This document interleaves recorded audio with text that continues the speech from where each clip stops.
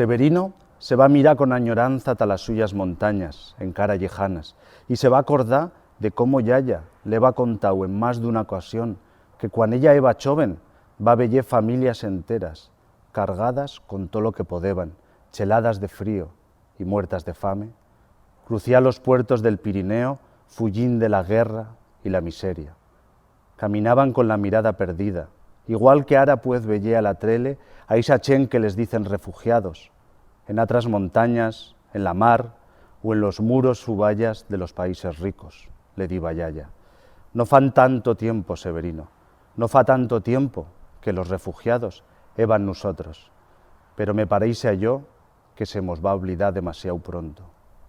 Aquellas frases van resonar cereñas en la suya cabeza. Todo el cuerpo se le va a paralizar con ese recuerdo.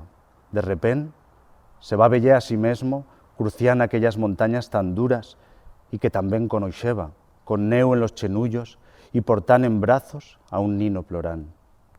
Se va a veyer a sí mismo fuyín de la guerra en Siria, en Sudán o en cualquier otro lugar del mundo.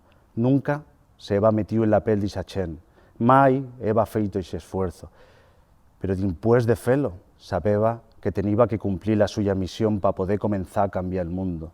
Teniba que recuperar la suya aldea y convertirla en el epicentro de un terremoto de solidaridad.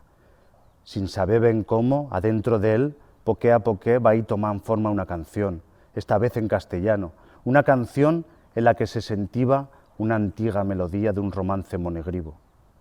Naixeba en ese momento el romance del refugiado. Estaba claro, la música eva la suya millor arma. Cada latido era un río gritando en la mañana, muertos de hambre y de frío, vestidos con casi nada. Ya no se acuerda el olvido de ver cruzar las montañas, caminando hacia el exilio, solo con sus almas heladas. Con la mirada perdida, no hay futuro sin pasado, la vergüenza para que mira siempre para el otro lado.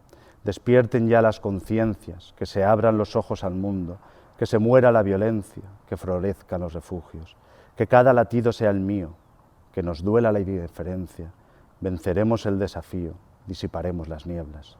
El futuro en nuestras manos, tejido con hilos de vida, trenzado en cada paso, la libertad construida.